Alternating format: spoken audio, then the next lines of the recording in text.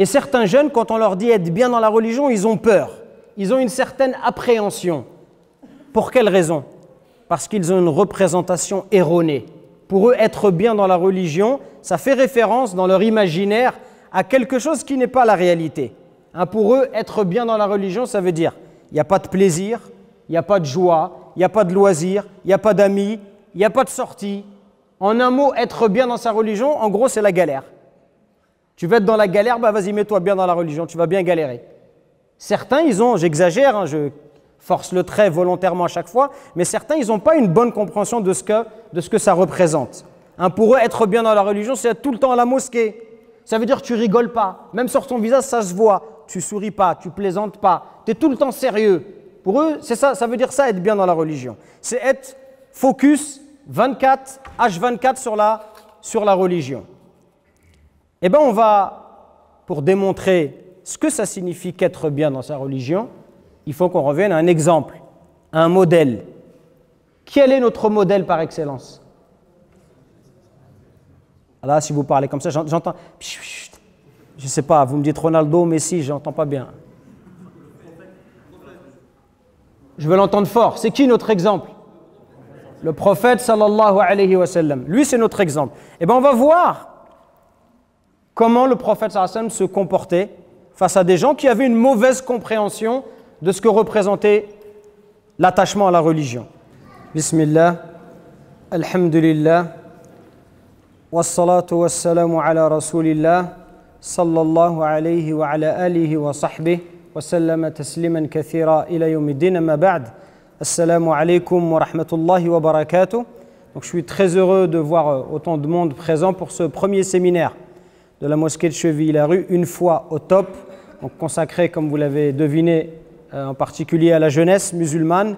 Et donc tout de suite je vais vous parler, je vais intervenir autour d'un sujet qu'on a intitulé « Bien dans sa religion, mode d'emploi ». Donc si vous le remarquez bien, dans ce titre il y a deux éléments, bien dans sa religion et mode d'emploi. Donc la première partie, bien dans sa religion, de quoi s'agit-il? De quoi parle-t-on? Il est nécessaire de clarifier cela. Qu'est-ce que ça veut dire que d'être bien dans sa religion? Ça veut dire quoi? Cette notion, il faut obligatoirement la définir et c'est ce qu'on va faire dans un premier temps. D'ailleurs, si je demande à chacun d'entre vous, pour toi, qu'est-ce que ça veut dire être bien dans sa religion? Vous verrez que peut-être chacun nous donnerait une définition différente. Deuxième partie, mode d'emploi. Là, ce sont des conseils pratiques que l'on va évoquer, mais dans un second temps.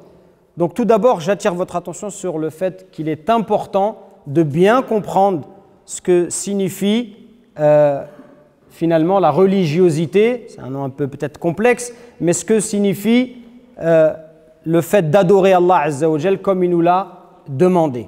Et cette compréhension, elle est nécessaire. Et très souvent, quand on regarde dans les mosquées, les cours qu'on vous propose, ou dans les instituts, on parle très souvent de l'apprentissage par cœur.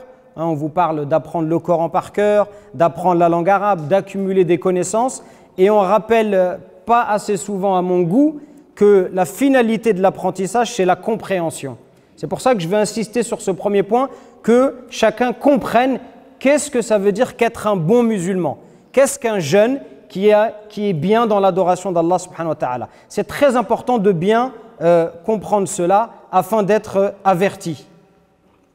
Le prophète sallallahu alayhi wa sallam nous dit « Man yuridillahu bihi khayra yufaqihu fid din » Celui à qui Allah azza wa jalla il veut du bien, il lui fait comprendre la religion. Donc la compréhension, elle est nécessaire. Pourquoi? Pour s'écarter des deux extrêmes. Parce que si on revient à la religion, on revient vers Allah subhanahu wa ta'ala, sans méthodologie, sans quelqu'un qui s'occupe de nous, sans suivre le droit chemin, la guider, sans plan, de manière désordonnée, chacun dans son coin. C'est quoi le risque? Le risque, c'est de tomber dans des extrêmes. Et il y a aujourd'hui, on va dire, deux grands extrêmes. On a d'un côté le laxisme qui conduit un certain nombre de musulmans à réduire et à cantonner l'islam à quelque chose de folklorique, à quelque chose de culturel. La religion, pour eux, c'est les gâteaux de l'Eid, c'est la shorba de maman pendant le ramadan. C'est ça, l'islam c'est ça en gros. Hein? Ce qui va pousser même certains, vous le voyez depuis quelques années, même ça fait même très longtemps, il y a les nuits du ramadan, hein, sur France 2 où on a des concerts de musique, de rail. Voilà, c'est ça, c'est le folklore quoi. Hein? C'est du thé à la menthe, c'est du miel, des amandes.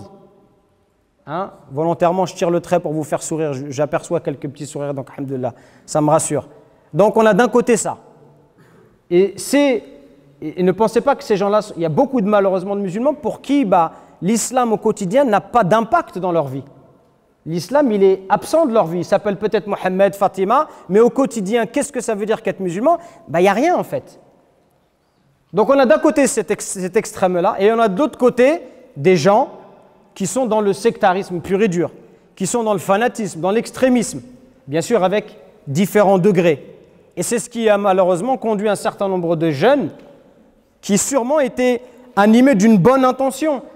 On ne parle pas ici de sincérité, peut-être que ces jeunes-là, ils étaient très sincères, ils avaient envie de revenir vers Allah subhanahu wa ta'ala. Mais comme il n'y avait pas de compréhension, il n'y avait pas de fiqh, il n'y avait pas de compréhension de ce que ça signifie qu'être un bon musulman, et ces jeunes-là, ils ont été embrigadés. Vous savez, comme moi, très bien, que certains, ça va, c'est l'extrême, c'est la minorité, mais certains, ça va jusqu'à des attentats, jusqu'à prendre la vie qu'Allah il a rendue sacrée. Et pourquoi on en arrive là? Parce qu'il n'y a pas de compréhension. Donc la compréhension, elle est capitale. C'est très important de bien comprendre, et c'est sur ça qu'on va s'atteler dans un premier temps. Comprenez bien que l'ignorance, c'est une maladie mortelle. C'est une des pires maladies qu'il peut y avoir pour l'être humain, c'est l'ignorance. Parce qu'il fait des choses sans savoir pourquoi, sans savoir comment, et il ne s'en rend même pas compte que peut-être ce qu'il est en train de faire, c'est grave, étant donné qu'il est ignorant. Il ne mesure pas les conséquences de ses actes. Donc tout d'abord, bien dans sa religion, comment? Comment est-ce qu'on est bien dans sa religion? Et certains jeunes, quand on leur dit être bien dans la religion, ils ont peur. Ils ont une certaine appréhension. Pour quelle raison? Parce qu'ils ont une représentation erronée. Pour eux, être bien dans la religion, ça fait référence dans leur imaginaire à quelque chose qui n'est pas la réalité. Hein, pour eux, être bien dans la religion, ça veut dire il n'y a pas de plaisir, il n'y a pas de joie, il n'y a pas de loisir, il n'y a pas d'amis, il n'y a pas de sortie. En un mot, être bien dans sa religion, en gros, c'est la galère.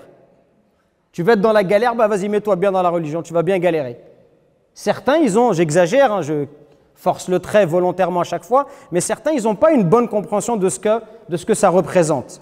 Hein, pour eux, être bien dans la religion, c'est être tout le temps à la mosquée. Ça veut dire que tu rigoles pas. Même sur ton visage, ça se voit. Tu souris pas, tu plaisantes pas. Tu es tout le temps sérieux.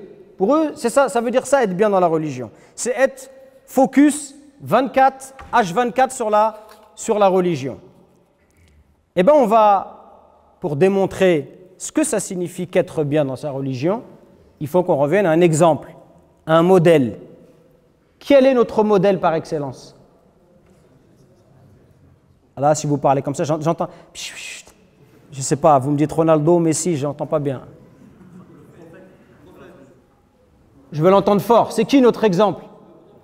Le prophète sallallahu alayhi wa sallam. Lui, c'est notre exemple. Eh bien, on va voir comment le prophète sallallahu alayhi wa sallam se comportait face à des gens qui avaient une mauvaise compréhension de ce que représentait l'attachement à la religion.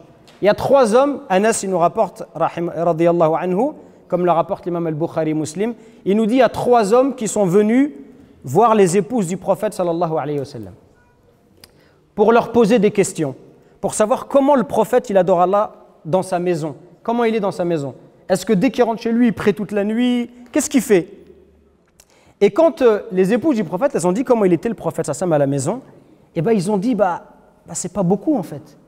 Ils s'attendaient à plus. Ils s'attendaient à ce qu'on leur dise il fait la prière tout le temps, il plaisante jamais avec nous, il rigole pas, il est tout le temps en train de pleurer. Hein, les gens ils pensent des fois que le religieux il est comme ça. Hein, même des fois des gens quand ils parlent, ils disent t'es imam, ah t'es imam et tu joues au foot?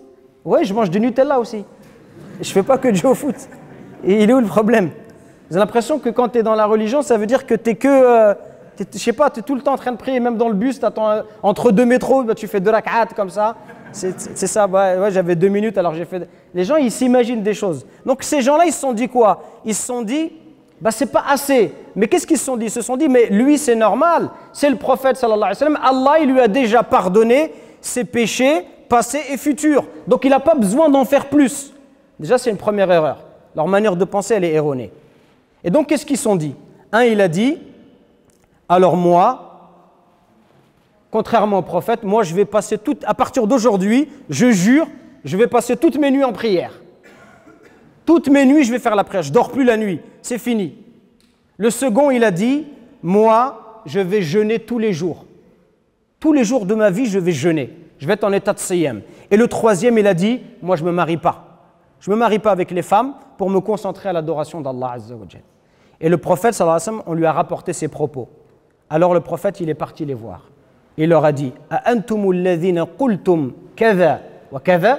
Est-ce bien vous qui avez dit cela et cela? Ils ont dit oui. Il leur a dit Amma wallahi inni la akhshakum lillah wa atqakum lah. Il leur a dit je jure par Allah que je connais Allah mieux que vous et je le crains plus que vous. Moi, son prophète, son messager, je connais mieux Allah que vous. C'est normal, c'est le prophète. Et je le crains plus que vous. C'est quoi la suite pour leur dire ce que vous faites, c'est pas ça. Vous vous trompez. Et il leur a dit Lakinni asumu wa aftir. Mais moi, je jeûne et je mange. Il y a des jours où je jeûne et il y a des jours où je mange. Je ne suis pas tout le temps en train de jeûner. Des jours je jeûne, des jours je mange. Wa usalli wa arqud. Des fois je prie, mais des fois aussi je dors. Ce n'est pas toute la nuit je prie. Wa atazawwaju nisa. Et je me marie avec les femmes. Faman raghiba an sunnati falaysa minni. Celui qui s'écarte de ma sunna, il ne fait pas partie des miens. Donc ces trois hommes-là, ils ont pensé par erreur qu'il fallait faire davantage d'efforts pour atteindre le niveau du prophète sallallahu alayhi wa sallam. Et le prophète leur a enseigné la modération. La modération, pourquoi il faut y aller doucement?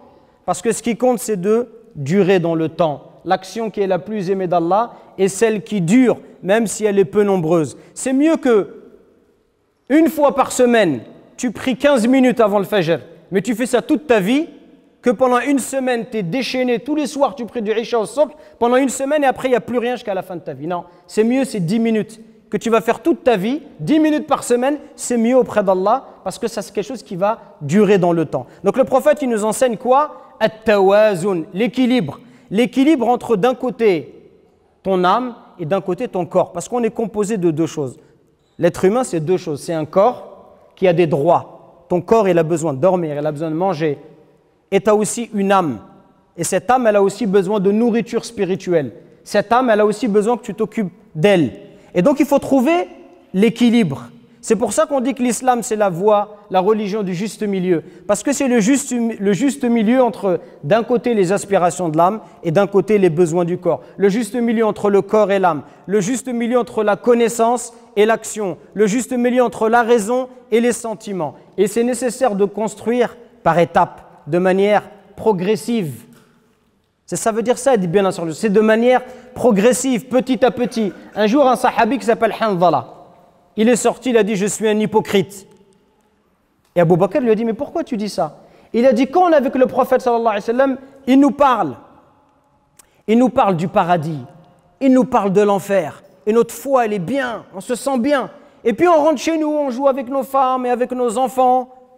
Et après, cette foi, on a l'impression qu'elle disparaît. » Alors Abu Bakr lui dit « Subhanallah, je ressens la même chose que toi. Viens, on va voir le prophète. » Ils ont eu peur que ce soit de l'hypocrisie. Alors le prophète leur a dit « Par celui qui détient mon âme dans sa main, si vous persistiez dans l'état où vous êtes chez moi et dans la pensée continue à Allah, c'est-à-dire que vous êtes tout le temps en train de penser à Allah, alors les anges, ils viendraient, ils vous serreraient la main sur terre et quand vous marchez dans la rue. » Mais il a dit « Oh Hanzala, ya Hanzala, sa'atan wa sa'a. » Il y a 1 heure pour l'au-delà et 1 heure pour la vie d'ici-bas. C'est-à-dire, il lui a répété ça à 3 reprises pour lui dire qu'il faut trouver un équilibre.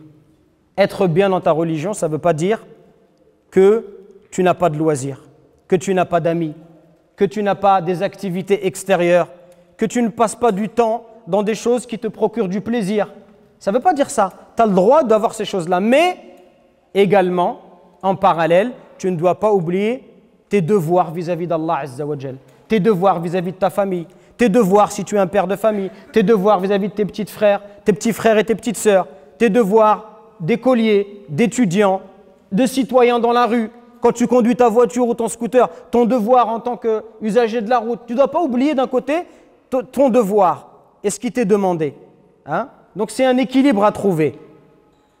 Et dans tout ce que tu fais, tu dois garder tes valeurs et ton éthique de musulman. Bien sûr, tu joues au foot, tu as le droit de jouer au foot. Mais quand tu joues au foot, est-ce que parce que tu perds, tu as le droit de t'énerver et d'insulter l'arbitre?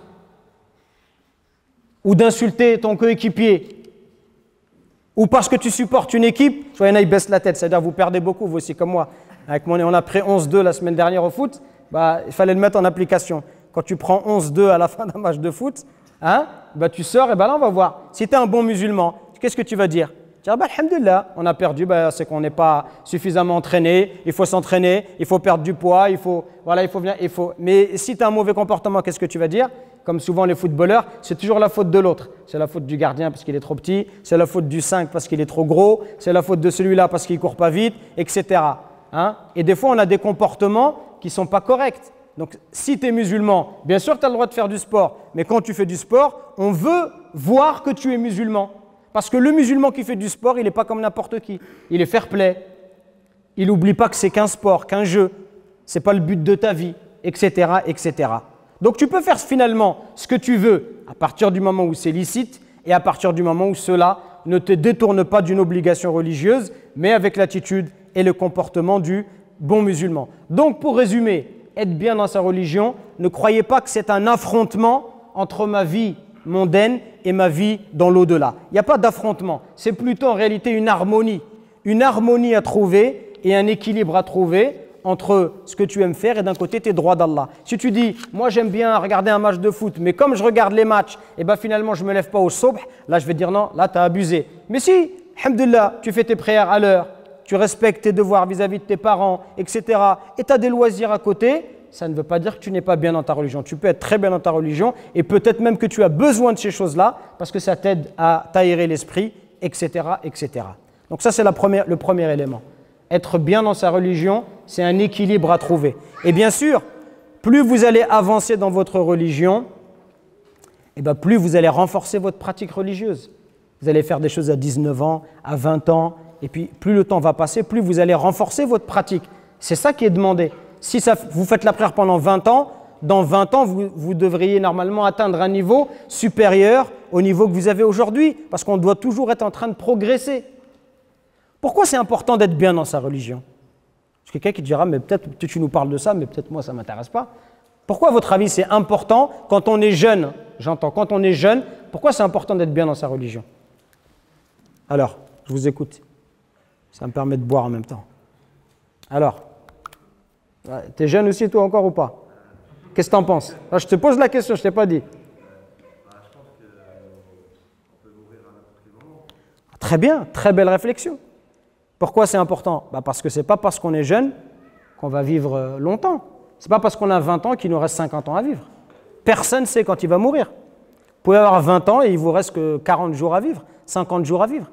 Ça, c'est tout à fait possible. Donc ça, effectivement, c'est une réflexion très pertinente. Qu'est-ce qu'il y a d'autre encore? Je te rassure, tu es jeune. Hein. Chez certains, jeunes, c'est jusqu'à 51 ans, donc t'inquiète. Toi et moi, on est dans la moyenne encore. Alors, ouais.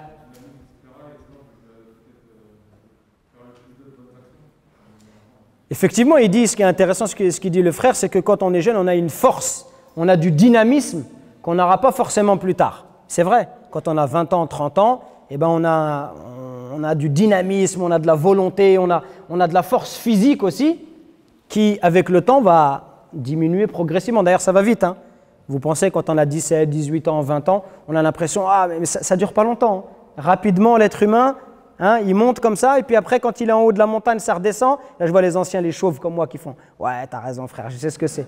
Je sais de quoi tu parles. Ouais. » Et quand on est en haut, ça redescend vite fait. Mais c'est vrai, Wallah al-Adim, c'est vrai. Wallah, ça passe vite le temps. On a 19 ans, 20 ans, et puis rapidement, le temps il passe et on sent que physiquement, voilà, ça, même physiquement, on perd de la vitesse, etc. Donc ça, c'est important. Quand on est jeune, c'est un âge qui est propice aux mauvaises actions parce qu'il y a beaucoup de tentations autour de nous, mais c'est aussi un âge où on a une volonté et si on fait des belles actions, c'est des actions qui vont peser, qui vont avoir un impact dans notre vie, mais là, déjà notre vie sur terre et dans l'au-delà. Pourquoi c'est important selon vous encore? J'ai eu des réponses intéressantes pour l'instant. Pour vivre une vie heureuse, pour une vraie vie, sans regret, ça c'est important. Le prophète sallallahu alayhi wa sallam il nous dit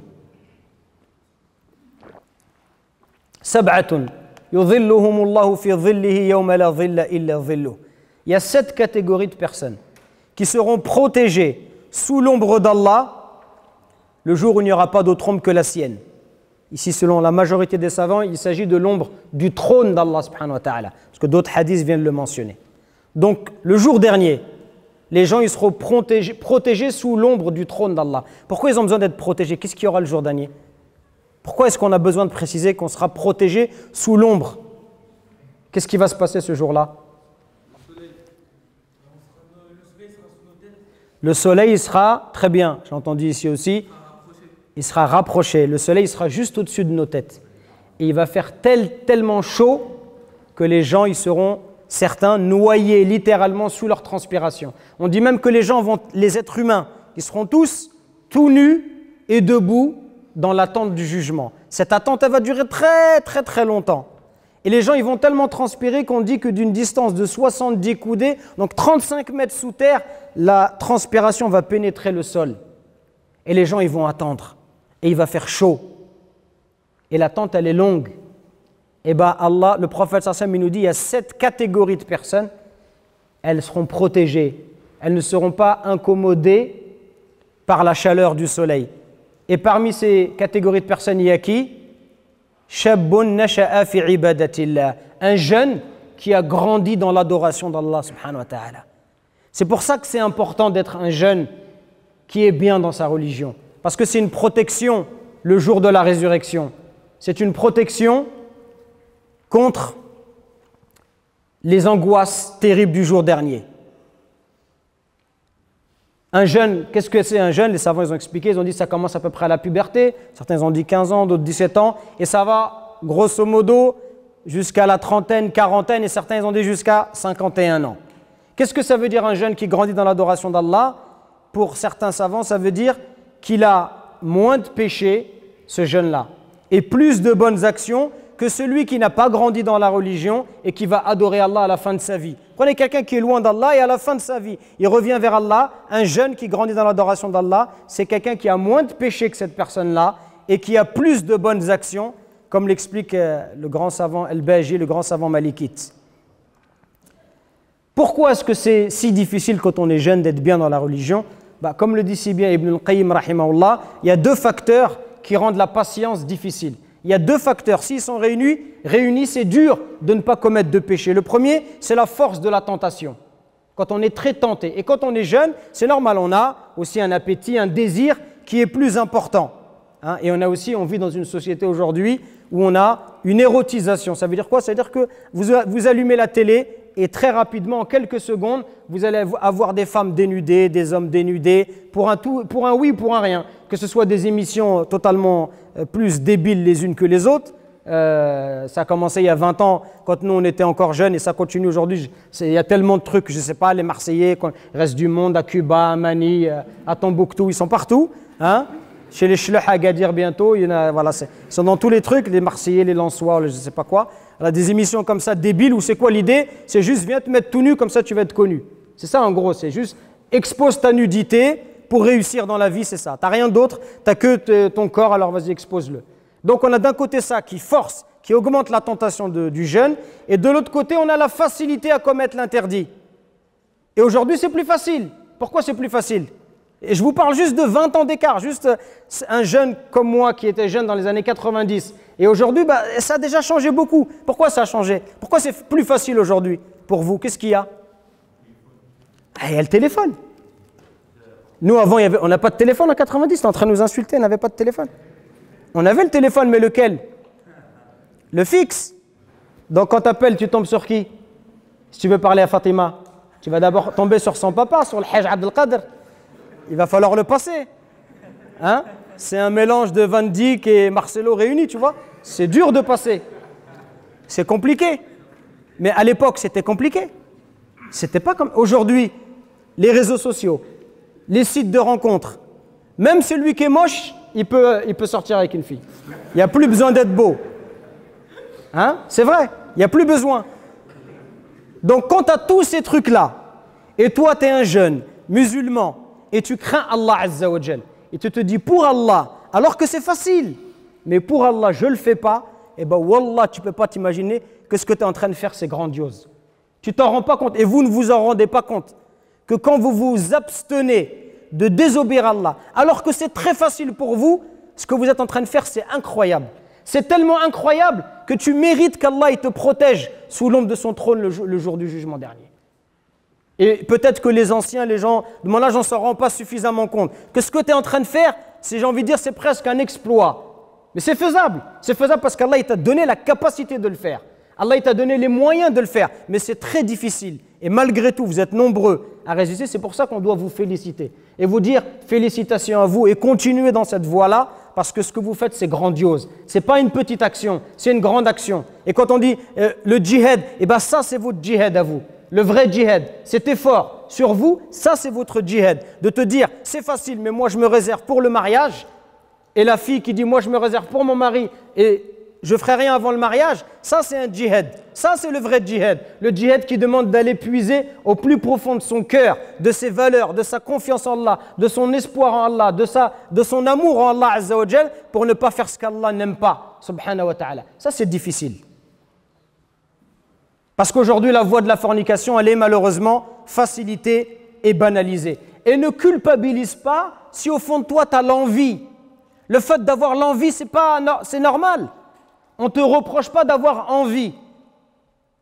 On ne te reproche pas d'être attiré, toi le garçon, d'être attiré vers les filles, ou la fille d'être attirée vers le garçon. C'est normal, c'est Allah qui nous a créés comme ça. Simplement, le musulman, il fait les choses dans les règles de l'art.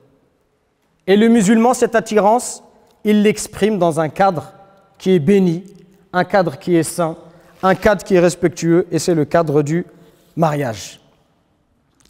Maintenant, donnons qu'on a bien expliqué ce que signifie,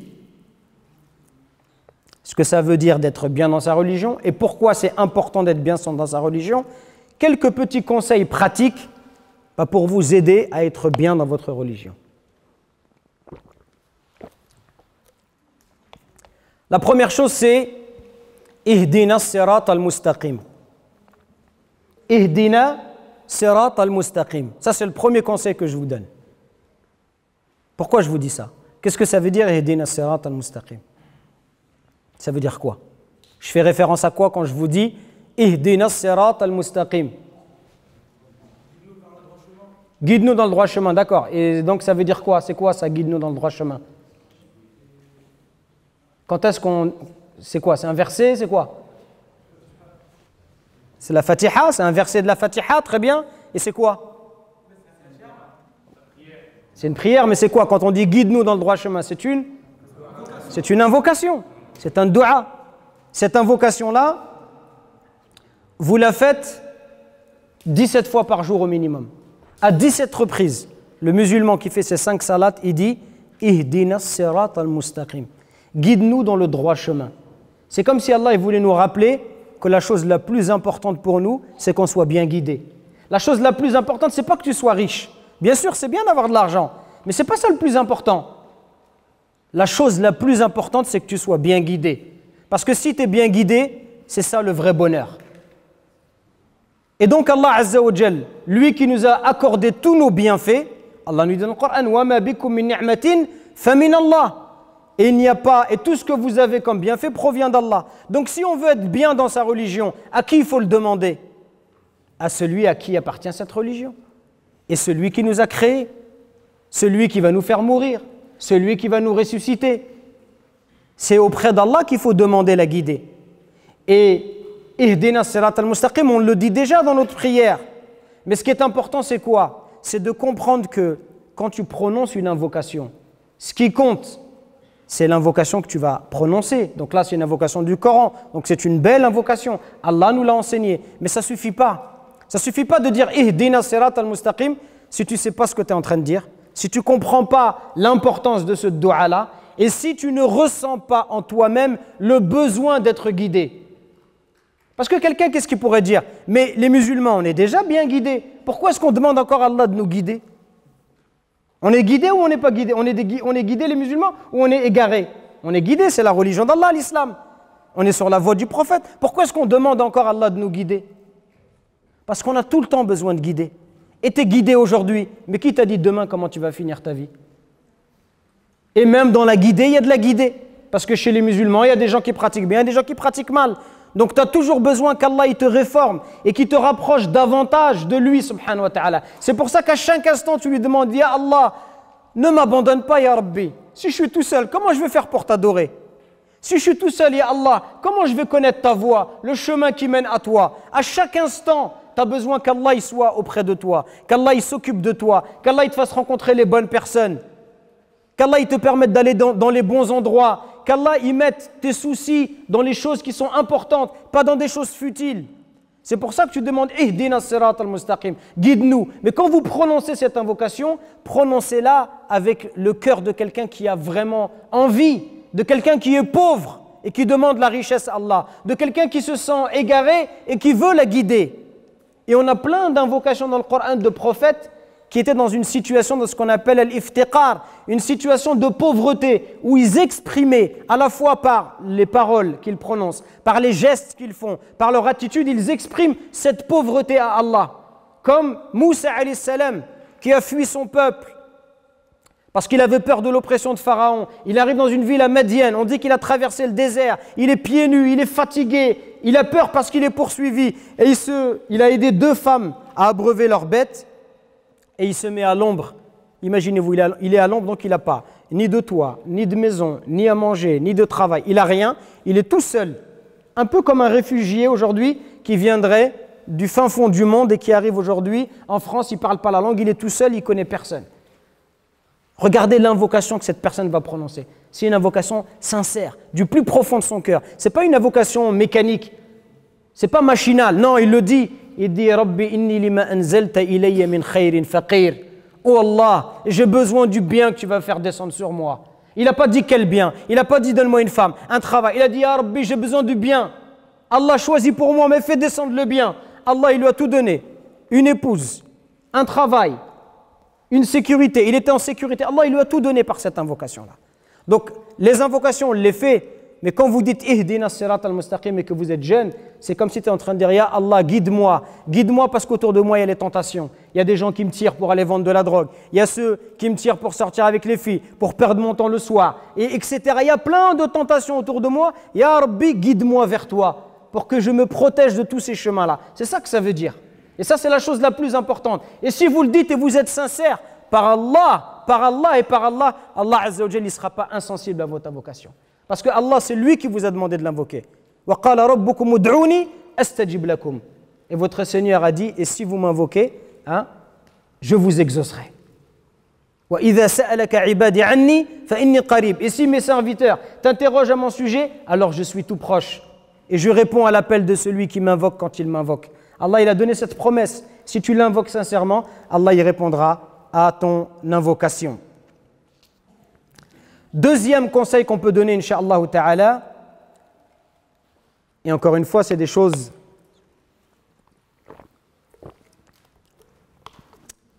qui sont aussi le fruit de mon expérience personnelle, c'est le fait de s'investir à la mosquée.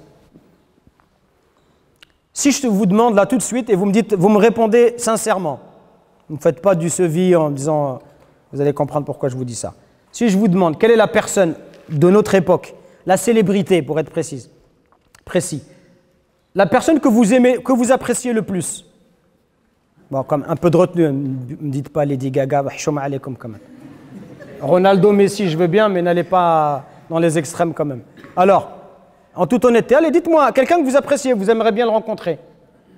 Allez, dites-moi. Regarde, ils sont en train de faire les pieux là. Ils vont me dire Al-Hussari. C'est qui a dit Zidane? Ouais, ça se voit que tu es vieux, Khoya. Zidane, il a arrêté en 2006. Mais vas-y, on va prendre Zidane. Yallah. Je ne sais même pas s'ils le connaissent. Mais encore, il entraîne, donc ça va. Sinon, je ne pourrais même pas savoir c'est qui. Tu ne voulais pas remonter plus haut aussi, Paolo Rossi ou là. Hein? Donc, Il a dit Zidane, ou là quelqu'un de célèbre. Si je vous dis cette personne-là, elle cherche quelqu'un pour travailler chez lui. Il veut quelqu'un qui reste avec lui. Ou qui va le chercher à la fin de l'entraînement pour conduire la voiture. Ça vous intéresse comme taf ou pas? Ah, là vous dites, ah bah ça va être bien.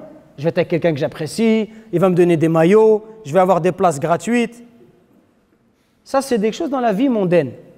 Quelqu'un qui s'investit à la mosquée, il travaille pour qui? C'est qui son patron? Il travaille pour Allah subhanahu wa ta'ala. Quand tu travailles à la mosquée, tu consacres de ton temps pour faire rayonner, pour faire briller la maison d'Allah subhanahu wa ta'ala. Vous croyez que c'est donné à n'importe qui de travailler pour la mosquée? Vous croyez que c'est de vous-même que vous êtes venu à la mosquée? Wallah, c'est Allah qui nous a tous choisis ici. Un par un, c'est par la grâce d'Allah qu'on est venu à la mosquée. Wallah, si ce n'était pas sa grâce, on ne serait pas là aujourd'hui. Nous, on pense que c'est de nous-mêmes. C'est Allah qui choisit. Allah, il choisit ses prophètes. Allah, il a choisi les hommes qui vont accompagner les prophètes. Allah, il choisit ces gens-là. Donc, quand tu as cet honneur de travailler pour la mosquée, c'est un honneur, c'est une fierté, c'est une responsabilité et c'est aussi beaucoup de bénédictions dans ta vie. Parce que toi, tu travailles pour la mosquée, tu fais des choses que peut-être chez toi, tu ne ferais pas. Tu vas laver les toilettes. Peut-être que chez toi, tu ne le fais pas. Peut-être pas souvent tes parents. Et là, tu vas le faire ici à la mosquée, ce qui n'est pas bien. Il faudrait le faire aussi à la maison pour soulager ta maman, soit dit en passant.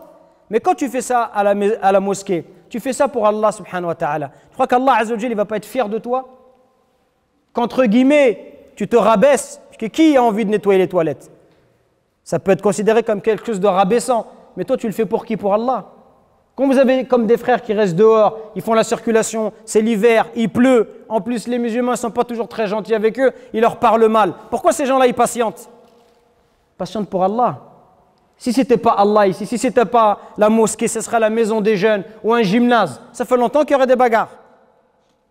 Mais les gens, ils patientent pour Allah subhanahu wa ta'ala. Parce que c'est un travail qui est noble. Et donc, toi, quand tu es jeune et tu vas t'investir dans ces lieux-là, tu vas travailler, en réalité, tu es en train d'obtenir, par la grâce d'Allah, ses bienfaits, son pardon, sa guidée. Hein? Parce que tu vas profiter, tu es dans le royaume d'Allah subhanahu wa ta'ala, Allah il va te faire profiter de ses bienfaits. Vous savez, une dame à l'époque du prophète sallallahu alayhi wa sallam, elle faisait le ménage. Quand elle est décédée, les sahaba radhiyallahu anhum, ils n'ont rien dit au prophète. Ils ne voulaient pas le déranger. Et le prophète un jour, parce que le prophète il fait attention aux gens.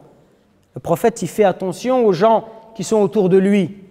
Le prophète, c'est pas comme un président. Un président, il a des centaines de gens qui travaillent pour lui. Il les connaît même pas, il connaît pas leur prénom, il leur parle pas. Pour lui, peut-être, ils existent même pas ces gens-là. Le prophète, ça lui, il fait attention. Et à un moment, il voit plus cette femme, qu'on dit c'est une femme noire. Il la voit plus à la mosquée. Il dit, elle est où? Et on lui dit, cette dame, elle est décédée. Il leur dit, mais pourquoi vous ne me l'avez pas dit? Ils ont dit, ya Rasulallah, on ne voulait pas te déranger. Il a dit, non, montrez-moi sa tombe. Il est parti jusqu'à sa tombe pour prier pour cette femme-là et lui faire des invocations. Qu'est-ce qu'elle a fait, cette femme-là? Elle nettoyait la mosquée. Pour vous montrer la valeur de ces actions. Ce n'est pas des petites actions. En plus, quand tu travailles pour la mosquée, quand tu es à la mosquée, quand tu es investi à la mosquée, c'est là, et je ne veux pas trop empiéter sur le dars de Cheikh Ayoub tout à l'heure, mais on va parler des fréquentations, mais comment tu vas te faire des bonnes fréquentations? La fréquentation, elle se fait par rapport aux lieux que tu fréquentes. Si tu fréquentes certains lieux, tu vas fréquenter les gens de ces lieux-là. Si tu es toujours au bistrot, tu vas fréquenter les gens des bistrots. Si tu fréquentes la mosquée, tu vas trouver d'autres jeunes comme toi qui fréquentent la mosquée. Moi, aujourd'hui, j'ai 42 ans. Mes amis dans ma ville où j'ai grandi, mes amis, alors, et vous ferez le point et vous demanderez aux gens qui ont mon âge au plus, tu as à 40 ans, 50 ans, très peu de gens que tu connais depuis que tu es tout petit. Des amis d'enfance depuis que tu es en CP ou en maternelle. Tu en as peut-être un ou deux. La plupart, chacun il va faire sa vie. Aujourd'hui, la plupart de mes amis, mes anciens amis, ceux qui sont amis avec moi depuis longtemps, c'est des jeunes comme moi que j'ai connus à Longjumeau, à la mosquée de Longjumeau, quand j'avais 15 ans, 16 ans, 17 ans, 18 ans. Aujourd'hui, c'est mes plus proches amis. C'est des gens que j'ai rencontrés où? À la mosquée comme moi. Comme moi, ils ont été attirés par la mosquée. Et autour de la mosquée, ça a créé de l'amitié. Et aujourd'hui, c'est mes meilleurs amis. Donc la mosquée, c'est un bienfait à beaucoup d'égards. Et je parle même pour vous parce que, on en parlera plus tard, mais quand on parle d'épouse, et vous les sœurs, quand on vous parle de mari, vous dites, mais elles sont où les femmes pieuses? Eh bien les femmes pieuses, elles sont à la mosquée.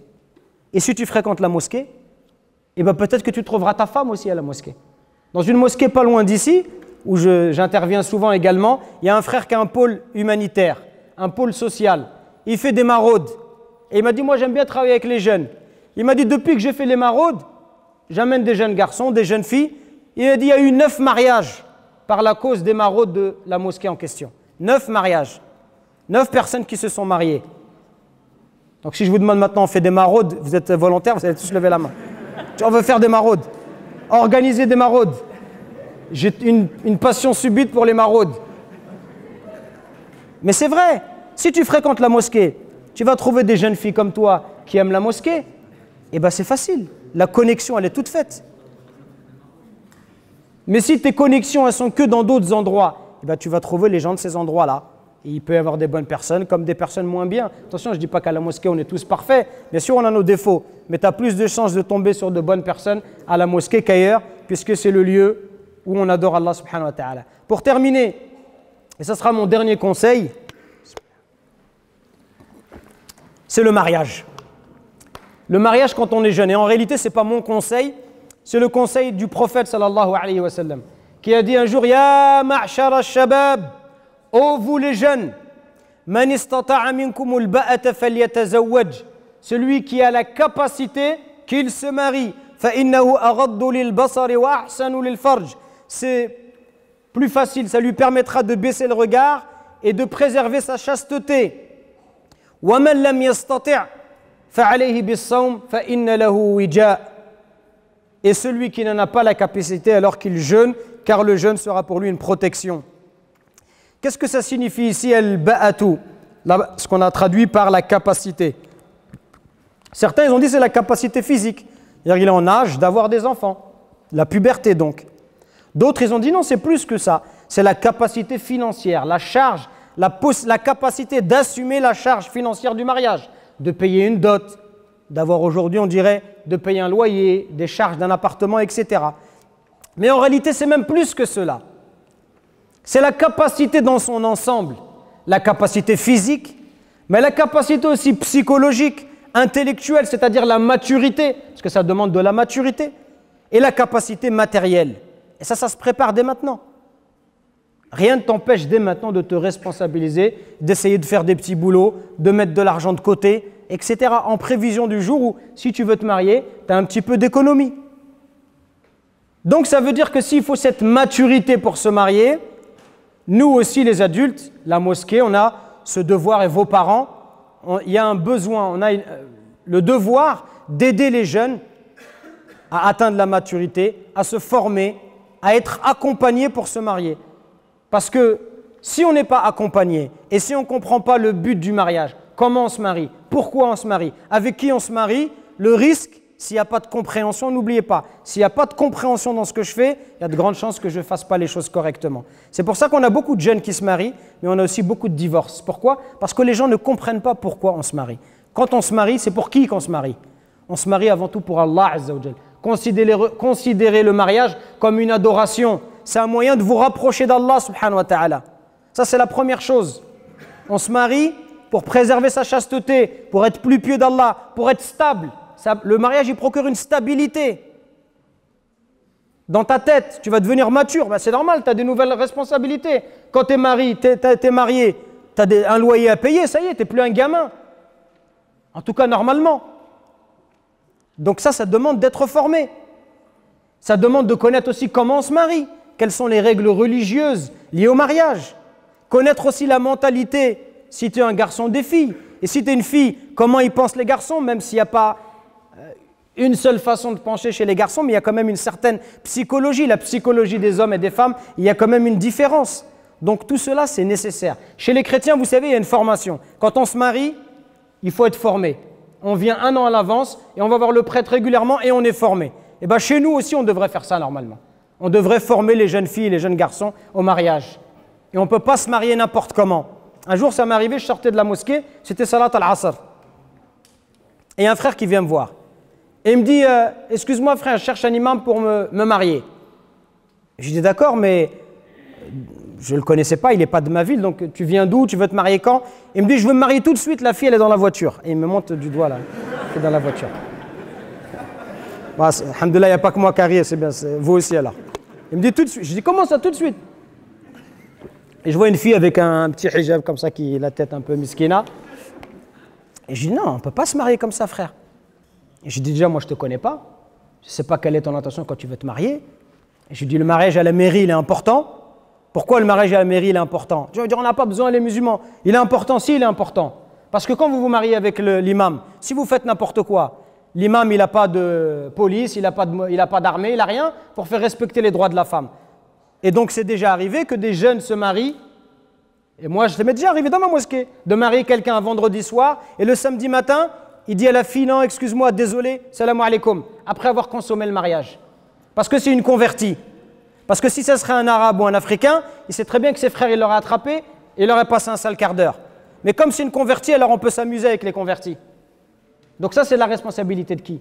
Ça, c'est la responsabilité de l'imam. C'est pour ça quand les imams vous disent mariez-vous à la mairie, c'est pour ça. Parce que si tu te maries à la mairie, demain tu ne fais pas n'importe quoi. Pour divorcer, ça va te prendre 6 mois ou 8 mois, il va falloir passer par un avocat. Ça veut dire que c'est toute une réflexion. Donc le mariage, ce n'est pas un jeu. Le mariage, ça se prépare. Mais quand tu te maries jeune, c'est magnifique. Parce que tu es préservé de plein de choses. Mais quand on n'est pas préparé, ben, qu'est-ce qui se passe? On arrive à des problèmes. Quelqu'un qui est marié, mais sa femme, tous les soirs il traîne. Tous les soirs il reste dehors. Tous les soirs il va manger au grec avec ses copains. Et il rentre qu'à 2 h du matin.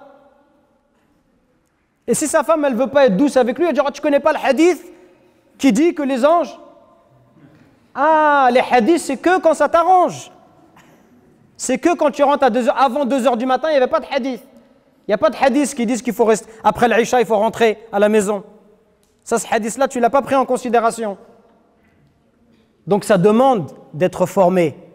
Et c'est pour ça que vous êtes au courant qu'à la mosquée, il y a une nouvelle dynamique. Inch'Allah, c'est dans nos projets de vous former à ces questions-là, pour que vous soyez prêts pour vous marier. Rapidement, pour terminer, le mariage, c'est quoi finalement? Parce que les gens, ils limitent ça, et quand on est jeune, on limite peut-être ça, ou on a peut-être tendance à limiter le mariage qu'à l'aspect de la sexualité. Mais le mariage, c'est plus que ça, mes frères.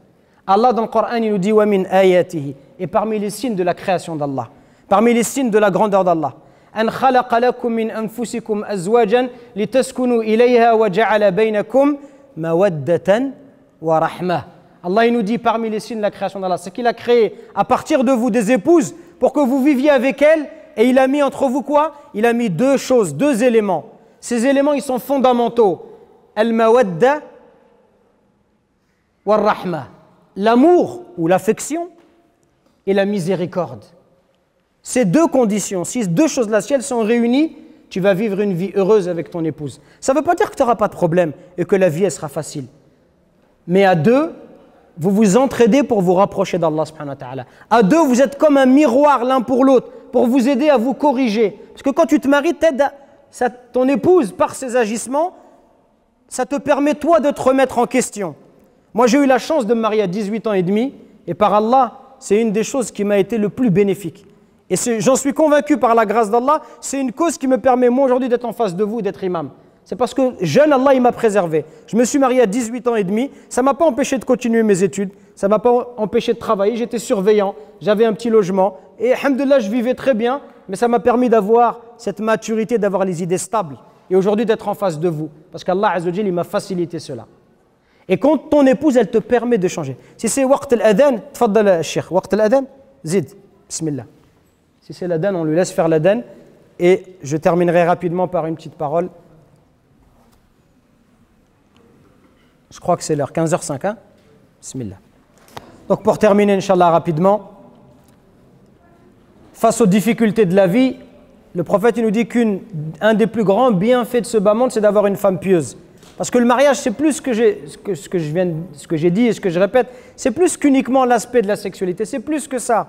C'est un soutien, un appui face aux difficultés, un appui psychologique, un appui humain, un appui matériel, affectif face aux difficultés de la vie. Et c'est ce qui nous permet aussi de nous remettre en question. Quand tu vas te marier avec une fille, tu vas voir peut-être la manière dont elle pratique sa religion, la manière dont elle fait la prière, et tu vas te remettre en question. Tu vas dire, mon épouse, subhanallah, quand elle fait le dohor, elle met 10 minutes, 12 minutes, elle s'applique, elle fait bien ses invocations. Moi, par exemple, je ne fais pas ça.